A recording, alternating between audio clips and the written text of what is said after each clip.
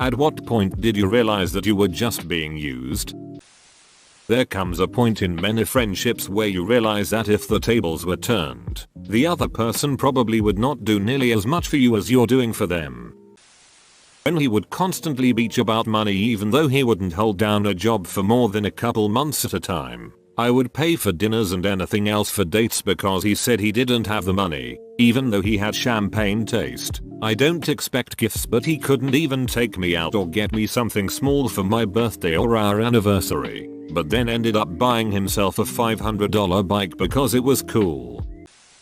My friends, married, would always want to just hang out with us three alone, never inviting me to hang out with their other friends. They would ask me to watch their dogs all the time while they were out of town with said friend group because the dogs just love you only. I think I fully realized it when all the friend pictures in their house included none of me.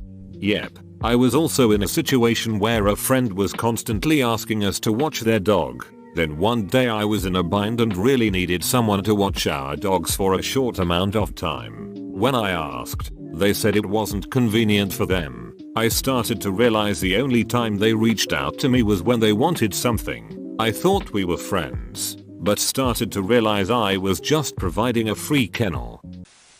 I was befriended by a few people who pretty much used me due to my low self-esteem and eagerness to please to make them feel better. Also, since I was chubbier than most of my then so-called friends, I make them look prettier when we go out. I have a habit of spoiling friends by doing things for them, so when the time came that I needed to say no, they were not happy about it and dropped me in a dime. Took a while for me to notice the patterns.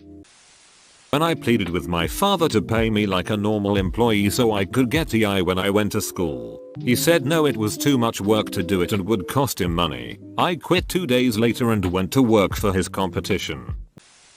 Back in high school, I was one of the first to have my license and a car. I noticed that my friends wanted to hang out with me a lot less when they got their own cars' licenses. Yep, not very proud that I didn't see the writing on the wall. They say it was just a coincidence that we fell through at the time, but I think it's pretty obvious. Girl I had considered my best friend through high school and college whined for weeks about how she had nowhere to go for Thanksgiving.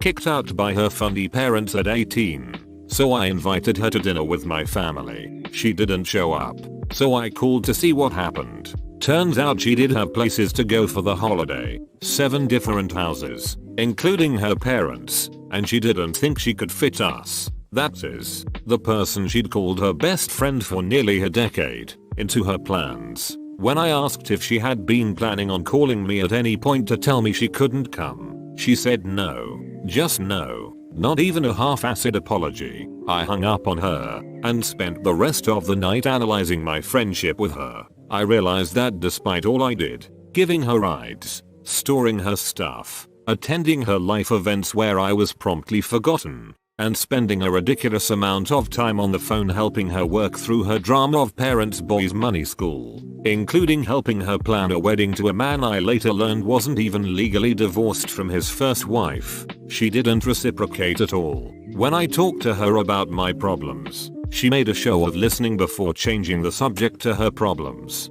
which would go on for hours. We had to do activities she wanted or eat at places she liked. We had to work around her schedule, but there was always a good chance that she would blow me off without even telling me. I promptly disappeared from her life. I don't even think she noticed. When I was his personal therapist when he and his ex broke up, not for the first time, and a few weeks later they got back together and I never heard from him again. You're welcome, a-hole. When she complained to me, I wish someone would just buy me a car so I don't have to drive around that $500 beater. I had bought her the $500 beater. When she said I said I'd go out with you as a dare, I was 14. My drama queen grandmother was basically disowned by everyone but my dad and I. It seemed like she really cared about me, and we were close, but something felt off. One day, her and my dad had a huge fight, and she's calling me, crying saying if I don't have my son, I have no one. She said it in the next 3 conversations. When I tried confronting her about how she treated my dad, she said she needed a break from talking to me. It all hit me at once. She was using me as some kind of audience to fuel her self-esteem. It was always about her and her drama. She didn't love me. She loved the shock value and validation I gave her. And when I stopped, I had used up my value. When I noticed that Daisy, the goat down the road, was only happy to see me if I was walking by with food. If I had nothing to eat, she wouldn't give me the time of day. She's a people user. When I was asked to pay more than half the rent on my own despite 3 other people living in the house because they didn't make enough to pay the rent, then they proceed to go out to bars while I'm too broke to even afford food. When I said that I can't afford to keep footing the bill every time we go out, and her response was maybe you should work harder.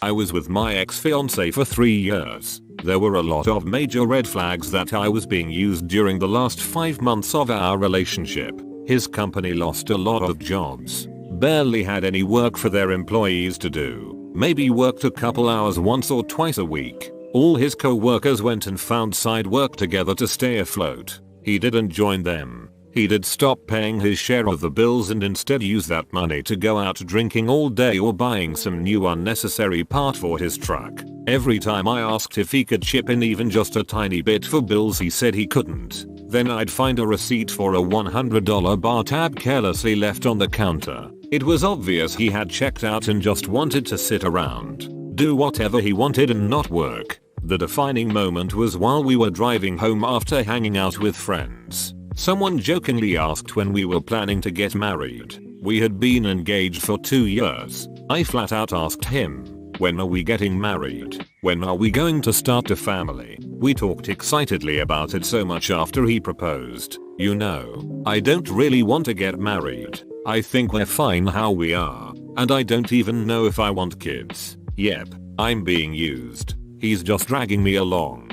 He doesn't love me anymore or was never in love with me to begin with. But I'm definitely just the person who pays his bills. I had a suspicion he was cheating again but no evidence. It was my birthday and I asked if he wanted to go to dinner. Obviously I would be paying. Nope. He didn't feel like it. He didn't get me a gift. I didn't want anything but I hoped for some small gesture. A handwritten note. Something. I bought myself a small cake. You want to hang out and eat cake with me? Nope. Too busy watching TV. A week later I told him I was done. That he could take a couple days. But he needed to pack up and go back to his dad's house. Suddenly he was crying. Suddenly he was paying attention to me. I'll marry you. We can start trying for a baby tomorrow. With what job? What money? You don't even care to be anywhere near me. You ignored me on my birthday. He packed up and left the next day. I found out a couple weeks later he was seeing another girl behind my back and that she was pregnant. I have hot friends. Guys calling me to invite me to come out with them. Then casually at the last minute suggest I bring certain friends. Duck off dudes. If you want me to hook you up with my hot friends, just say that in the first place. When she called me at 2 in the morning to ask me why I liked her and when I asked why she wanted to know, she basically told me it was because she wanted a quick ego boost. Edit. A lot of comments seem like they are assuming I was her boyfriend. Her and I were not together but she knew I had feelings for her. They stopped inviting me out and texting me when I told them I didn't want them to store their weed at my place anymore. So much for best friends. TBH, I'm only ducking you because you look almost identical to my ex. Huh. We had been friends since high school. About 10 years or so later, another friend of mine went real talk on me and asked when the last time I was with Katie without her needing a ride, or asking to borrow something, etc, etc. I chew on that for a few months, and realized she really does only call when she needs a ride, money, advice, or a sitter. She was never really around when I needed something, which was rare, or if I just had a crappy day and needed to vent. She would call me right back. Never. I started distancing myself from her gradually, and once I started turning down her requests, weeks would go by before I'd hear from her. One night, after several weeks of no communication other than an occasional comment or like on FB, she called to ask if I could give her a clean urine sample for her new big job at Arby's. End friendship. 10 years up in smoke. There was this girl who was very romantic, had a very good relationship with her. I would drive 40 minutes to come and see her, and yet somehow something was odd. There were days where she loved to talk with me, loving me a bunch, crying sometimes about how I'm the best people she knows, that she doesn't deserve me, etc. And I think it was really in love with me. But other days she disappeared, like no texting for 1, 2, even 3 or 4 days. Crazy. But she had excuses and I was foolish enough not to ask further. But I noticed a weird pattern. She would only be super lovely with me after those breaks, and her interest will slow down until she disappear again. Fast forward a month. I'm about to leave office now, so I'll continue later if you want. And her best friend finally comes to me very embarrassed and confess me that she, my GF, has a boyfriend and he lives in the same city, and that he is a real jerk. The one that humiliates you or even hits you in front of his friends. And that my girlfriend blocked me on WhatsApp and logged off Facebook every time she was with him to avoid getting caught. And all the time she chatted me back or called in the middle of the night with the excuses, I had a fight with my parents, I'm anxious, I can't sleep, etc. To which I did my best to tranquilize her and ask if she wanted to see me tomorrow etc. Was actually every time he did something bad to her, like showing his friends videos of her sucking his coke, or maybe calling her a slut in front of her classmates. I was stone cold. I didn't know how to feel. I didn't know what even say to her, if even talking back to her again. It was awful, but on the same time guilty to leave her because it would make her abusive relationship even worse. Edit. I stopped seeing that girl after about 10 days of her friend confession, and turns out she also started smoking pot with this guy and broke with her best friend too. I haven't heard much from her, just some drama about how his boyfriend was like her dealer and got beat up, but TBH I don't even know if it was the same guy. I don't care anymore.